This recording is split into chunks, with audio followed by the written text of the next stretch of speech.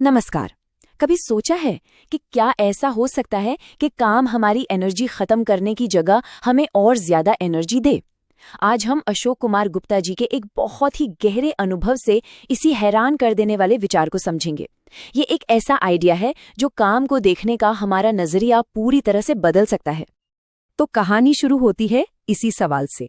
ये वो सवाल था जो लेखक अशोक कुमार गुप्ता जी से उनके साथ काम करने वाले लोग अक्सर पूछा करते थे। और सच पूछिए तो यही सवाल इस पूरी सोच की जड़ है। आखिर लगातार इतना काम करने के बाद भी इतनी एनर्जी का राज क्या था? और इस सवाल का जवाब उन्हें मिला अपने करियर के बाद, जब वो रिटायर हुए और उन्होंने अपनी पूरी जिंदगी को पीछे मुड़कर देखा। और ये बात हमें एक बड़ी सीख देती है ना, कि जिंदगी के कुछ सबसे बड़े सबक हमें अनुभव के गुजर जाने के बाद ही समझ आते हैं। तो सवाल का जवाब क्या था? लेखक को एहसास हुआ कि उनकी इस कभी न खत्म होने वाली एनर्जी का सोर्स कहीं बाहर नहीं था, बल्कि उनका काम ही था। सुनने में थोड़ा अजीब लगता है ना, कि जिस काम को हम थकान की वजह मानते हैं वही असल में एनर्जी का पावर हाउस बन जाए। और यहीं पर सोच का पूरा खेल बदल जाता है। देखिए, आमतौर पर हम सब क्या मानते हैं कि हमें काम करने के लिए एनर्जी चाहिए, मतलब काम हमारी एनर्जी खर्च करता है। लेकिन लेखक का अनुभव इसके ठीक उल्टा था, कि हमें काम से एनर्जी मिलती है। ये सिर्फ एक छोटा मोटा बदलाव नहीं है, ये तो माइंडसेट में एक जबरदस्त क्रांति है। देखिए, फर्क बहुत छोटा सा है, लेकिन इसका असर बहुत गहरा है। उन्होंने खुशी को कोई मंजिल नहीं बनाया कि काम खत्म होगा तो खुशी मिलेगी, बल्कि उन्होंने पाया कि खुशी तो मंजिल नहीं, वो तो सफर ही था। असली आनंद काम करने के प्रोसेस में ही छिपा था, उसके रिजल्ट में नहीं। और इसका कनेक्शन तो बिल्कुल सीधा था। जितना ज्यादा काम उतनी ही ज्यादा एनर्जी, कम नहीं ज्यादा।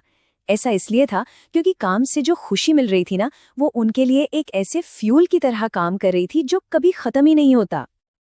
तो इस पूरी फिलॉसफी का असर क्या होता है? इसका नतीजा है काम का आनंद। एक ऐसी मानसिक अवस्था जहां खुशी एक ढाल बन जाती है और थकान को पास आने ही नहीं देती। और इस बात का सबसे प्यारा सबूत पता है कहाँ मिलता है? उनके बच्चों के एक मासूम से सवाल में। बच्चों का ये पूछना ही अपने आप में सब कुछ बता देता है कि सुबह काम पर जाते हुए और शाम को काम से लौटते हुए उनकी एनर्जी में कोई फर्क ही नहीं होता था।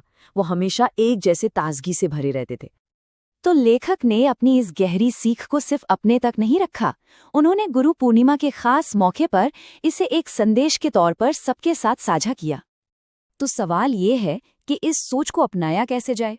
लेखक का संदेश इसे 4 बहुत ही आसान स्टेप्स में समझाता है। पहला, काम को सिर्फ जिम्मेदारी मत समझिए, उसे खुशी का जरिया मानिए। दूसरा, जो भी करते हैं उस काम से प्यार कीजिए।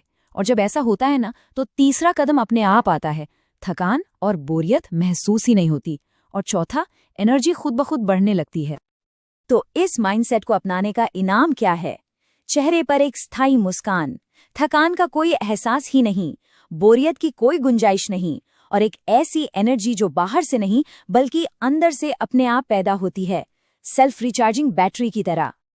और आखिर में लेखक अपने इस अनुभव को एक शुभकामना, एक आशीर्वाद के रूप में हम सबके साथ बांटते हैं। ये एक दुआ है कि हर किसी की जिंदगी में काम सिर्फ एक बोझ न रहे, बल्कि आनंद और खुशी का एक बड़ा स्रोत बन सके। और ये सारी बातें हमें इस एक आखिरी लेकिन बहुत जरूरी सवाल पर लाकर छोड़ देती हैं। ये सोचने पर मजबूर करती हैं कि किसी के लिए भी उसका काम उसकी खुशी का जरिया कैसे बन सकता है। इस गहरे संदेश को अपनी